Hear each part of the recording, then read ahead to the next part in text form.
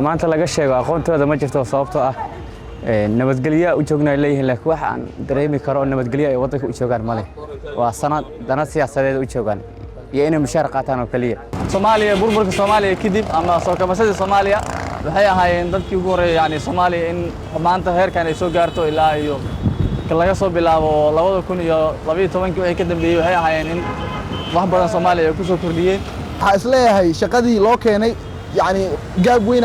ka jira xaggooda oo shaqadii loo keenay meesha dhameystirin mana aysan qabanin wallahi wax badan laakiin waxa isleenahay wili heerka rabno wili ma jaarin tas waa sii suudeena inaan sii jaarno heerkaas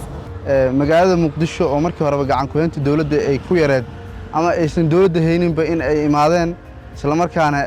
ay xoog u noqdeen ciidanka xoogga dalka Soomaaliyeed oo markaasi